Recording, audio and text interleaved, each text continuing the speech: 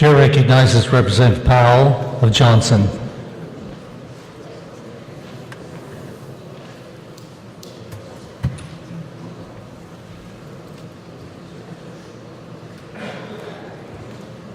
Thank you, Mr. Chair. So I've heard a few comments this afternoon from various representatives. One saying, let's look at this as economic development.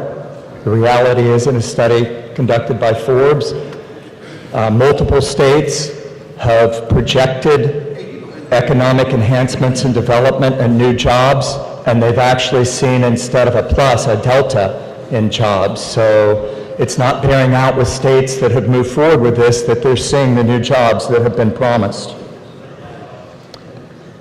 So with regard to the example, I love the example of, wouldn't it be great if for every dollar I invested in something, I could get a $9 match?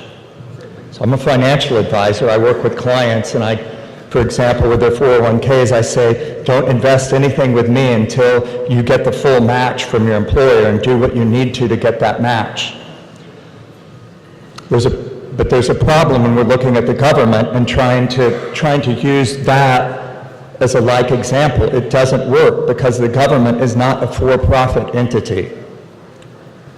And so I'd just like to show a picture here.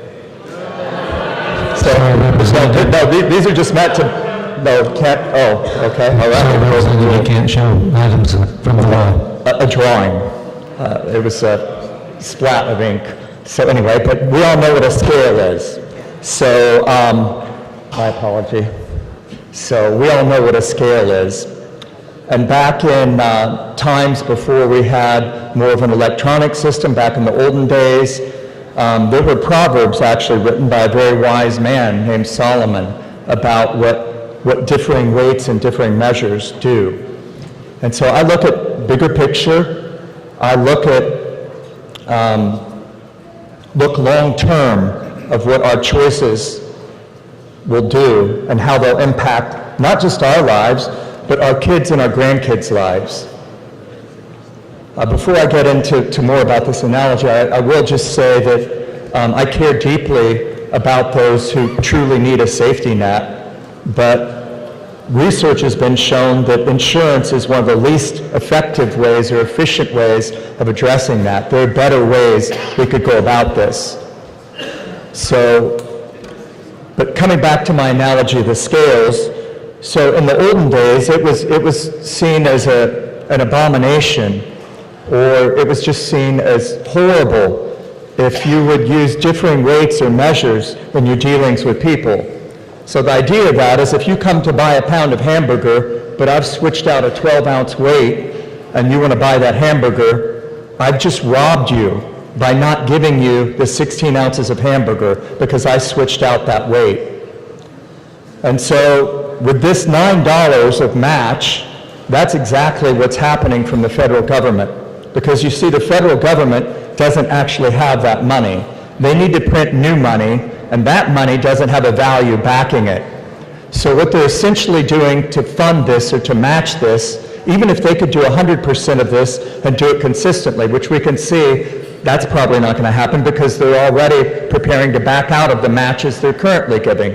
But even if they could do 100%, and we didn't even need to put in the dollar, do you know what's happening? It's no different than when in Greece people were crying out several years ago that their private savings accounts were being pilfered. They were being stolen from.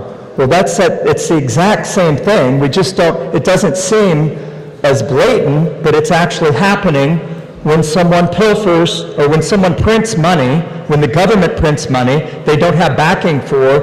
You go out tomorrow and you're thinking that the dollar you had in your hand is going to buy you a pound of hamburger because it used to buy you 16 ounces, but now it's just going to buy you 14 ounces because the government is immorally and unethically printing money and stealing from us. So the match we talk about is something that we're going to be strapping down our kids and our grandkids with debt It was spoken earlier about we don't want to strap our students down with debt. That was spoken to, and we don't want to see people going bankrupt. But these same students that we love and care for, many of them are children, some of them possibly our grandchildren, by actions like this, we are strapping them down with our debt. We're giving them debt as their inheritance. We're giving them debt as our legacy because we don't learn to live within our means. In my lifetime, I'm in my 50s, in my lifetime, our country has gone from being the world's largest creditor to the world's largest debtor. Is that anything to boast about? Heavens no. This is poor policy because even if we had the money, this isn't the most effective or efficient way of addressing people who truly need a safety net. Instead, it's pushing people to the front of the line who are able-bodied people, and while the people, it's been shown in other states, the people who truly need the safety net now get moved to the back of the line. So the unintended consequence of helping people who truly need it is being imploded on.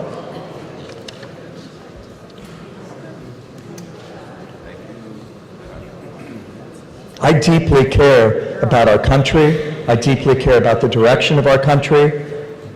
I long for us to see, just like I would advise any person I work with, live within your means. Take actions that reduce debt, not increase debt. This increases debt, and when we put it off to the federal government, thinking that is that like money that's just falling from the skies or falling from heaven? No.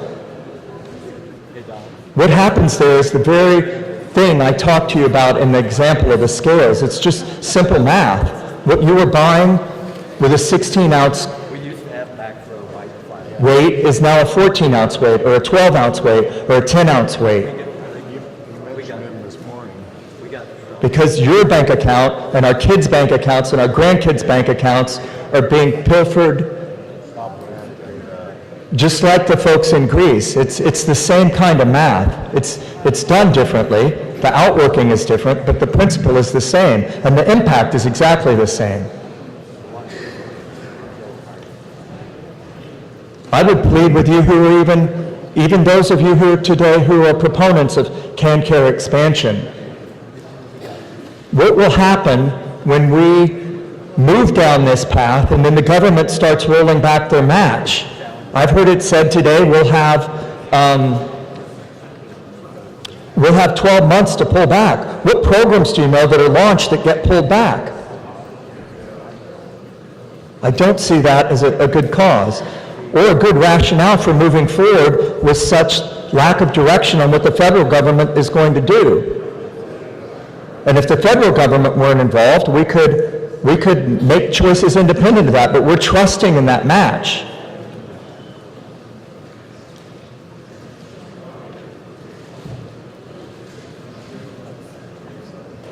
And it's naive to think that that match will continue.